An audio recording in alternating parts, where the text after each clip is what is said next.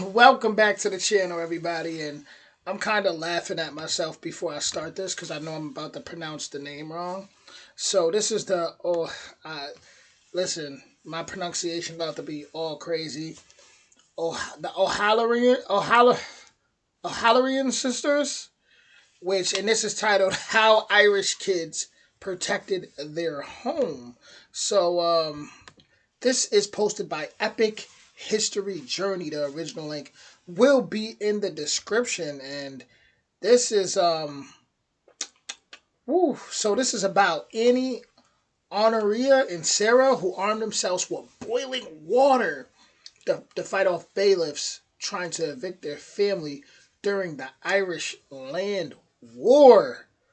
Okay, let's get to it. With that being said, we're smoking on my dragons. Divine, righteous, almighty, great, overachieving, never slacking. And we flying over to Ireland. Let's hear what happened. Here we go. O'Halloran sisters, Annie, Honoria. Hold on. O'Halloran? Okay, so that's O'Halloran. All right. O'Halloran sisters, Annie, Honoria, and Sarah, who armed themselves with boiling water to fight off bailiffs trying to evict their family during the Irish Land War. Their brother Frank provided a first-hand account of the day in the Irish Times on June 15, 1887. On the morning of the eviction, we were up at the break of day and laid our plans, each to defend a certain point and none to waver, whatever might come. We boiled plenty of water and meal, and, when all was ready, we kept a lookout for the bailiffs and the rest of them. At this time I was only home a few months from America, and during my absence, I may add, I did not learn to love Irish landlordism or English rule. I remember that, as they raised their rifles, the thought struck me that it was a queer country where the sons of people were amongst the greatest enemies the people had. The bailiffs attacked the corner, and the sisters threw cans of boiling water on top of them, making them speedily retire. For about... Listen, that ain't no joke. That boiling water will do it to you.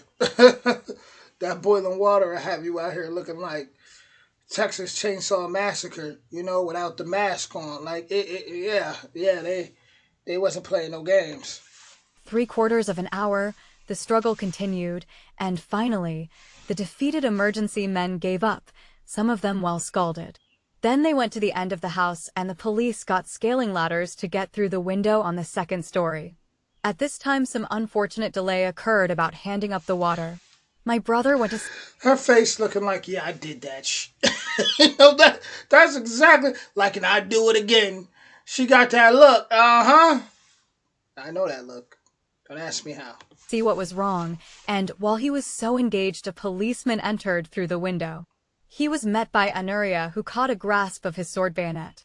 He was just bent down in the act of jerking it from her when I saw him. I knew that if he gave the pull, he would have cut her fingers off and ruined her hands. There was not a moment to spare. I jumped off the platform and struck him with my clenched fist under the chin and sent him sprawling to the other end of the room. My sister was then in full possession of a rifle, bayonet, and all, and sure she did use it. She rushed to the window and scattered the police outside right and left. My brother had now returned with the water, and I went to Honoria's assistance. Wow. So, this gonna be a short one. No games were played there at all. They was the fighting Irish, right? The fighting Irish. They was not backing down, and they took it to the furthest extent. And when it comes to your land, when it comes to your people, when it comes to what you stand for, sometimes you got to do that. Sometimes very good people got to do some very violent things and bad things to some bad people. It's that simple. So defend yours, and that's really the end of that story. But man, they wasn't playing. They was not playing. If you know more about the Irish Land Wars and about this story, let me know in the comments and educate me. With that being said, much love.